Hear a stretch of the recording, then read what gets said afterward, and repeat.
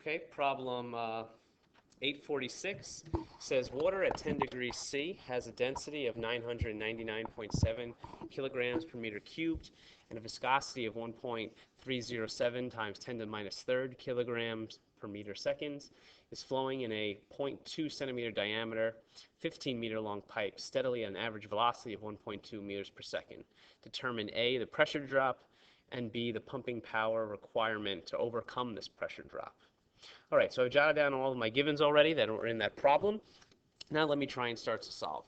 Anytime we have one of these flow problems, we're always going to have to take a look at what my Reynolds number is, because the heat transfer is going to be very dependent on whether my flow is laminar or turbulent.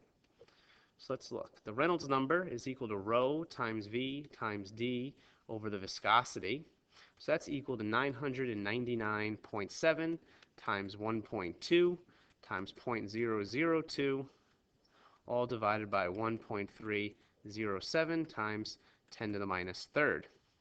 This gives me a value of 1,835.72.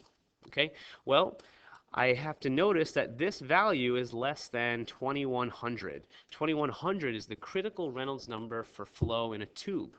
So since I'm less than that critical value, I know that my flow is laminar. All right, so I have laminar flow. The next thing I need to try and figure out is, well, are there going to be any entrance effects in the problem? Well, in order to figure it out, let me figure out what my entrance length is. My entrance length for the hydrodynamic entrance length for laminar flow, well, that's just approximately 0.05 times the Reynolds number times the diameter. So 0.05 times the Reynolds number, 1835.72, times the diameter, 0.002. And that leaves me with a entrance length of 0.1836 meters. Okay? Well, is that a large percentage of my overall length? My overall length is 15 meters. So we see that our entrance length is only 0.18 compared to 15, so very small. So we'll just assume that our entire flow is fully developed. Okay, so now we have a fully developed laminar flow.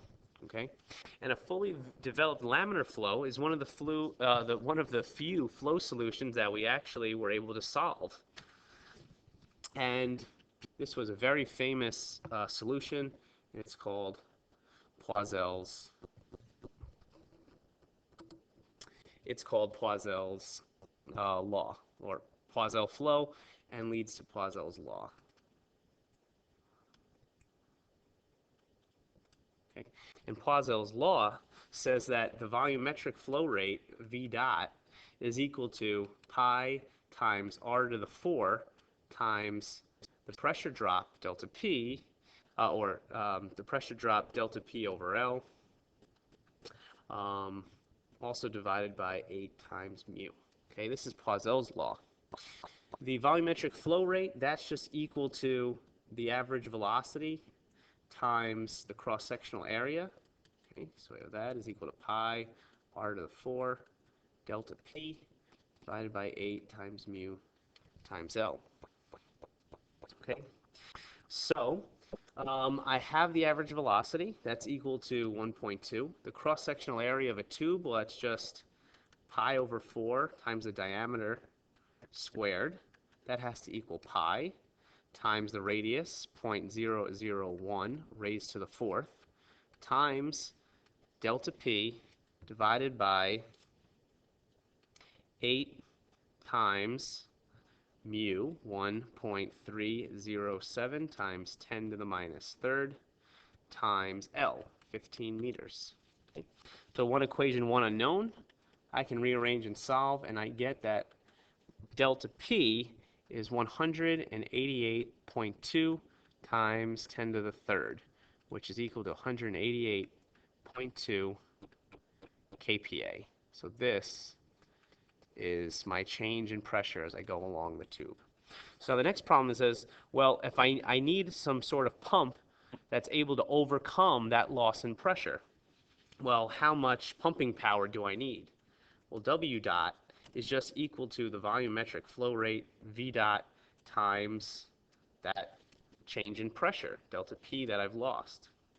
So this is just equal to, again, V dot is the average velocity, 1.2, times the cross-sectional area, pi over 4 times 0.002 squared, times the delta P of 188.2 times 10 to the third. And I will find out that I need 0.71 watts.